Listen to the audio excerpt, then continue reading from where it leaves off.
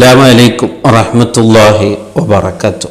മുഅ്മിനീങ്ങളെ, ആയിഷ ഉമ്മ മുത്തുനബിയിൽ നിന്ന് റിപ്പോർട്ട് ചെയ്യപ്പെടുന്ന ഒരു ഹദീസ് നമ്മൾക്ക് കേൾക്കാം. ഖാല റസൂലുള്ളാഹി സ്വല്ലല്ലാഹു അലൈഹി വസല്ലം, അള്ളാന്റെ റസൂല് പറഞ്ഞിട്ടുണ്ട്, പറയുന്നത് ഞാൻ കേട്ടിട്ടുണ്ട്.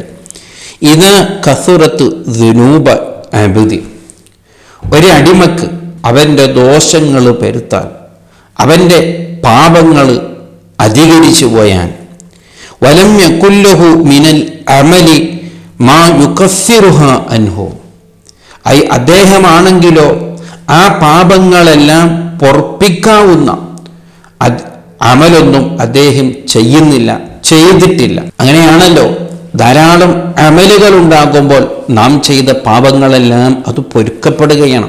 ഇന്നൽ ഹസനാത്ത് യുദ്ഹിബന സയ്യിആത്ത്, ഖുർആനാണ് സൂചിപ്പിച്ചത്. നന്മകൾ തിന്മകളെ മായ്ച്ചു കളയുമെന്നാണ്.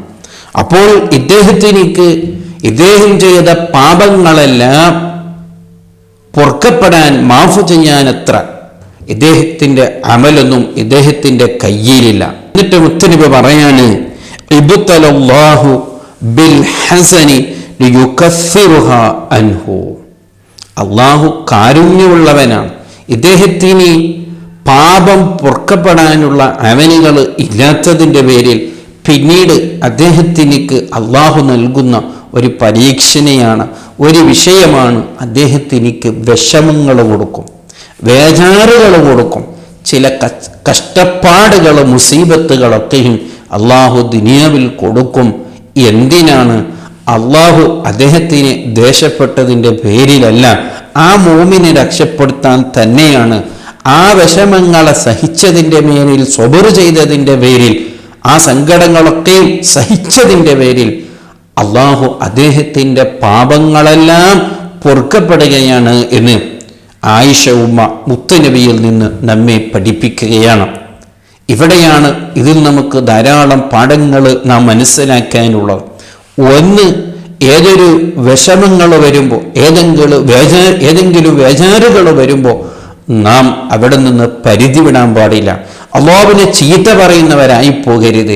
ഇതെല്ലാം എനിക്ക് ഉപകാരം കിട്ടുന്നതാണ്, ഇതിൽ സഹിക്കുന്ന സബറിനൊക്കെയും അള്ളാഹു എനിക്ക് മാഫ് നൽകുന്നതാണ്.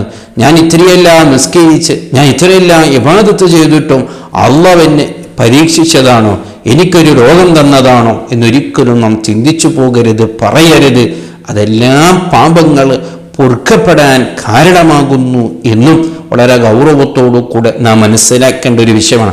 അതിലൂടെ മറ്റൊരു കാര്യമാണ്, നമ്മുടെ ദോഷങ്ങൾ പെറുക്കുമ്പോൾ, നമ്മുടെ പാപങ്ങൾ പെറുക്കുമ്പോൾ ചിലപ്പോഴൊക്കെ ഇത്തരത്തിലുള്ള മുസീബത്ത് വരാനും അത് കാരണമാകുന്നു എന്നും കൂടി നാം മനസ്സിലാക്കണം. അത്തരത്തിലുള്ള മുസീബത്തുകൾ വരാതിരിക്കാൻ നാം സൂക്ഷിക്കേണ്ടത് വലിയൊരു കാര്യമാണ്.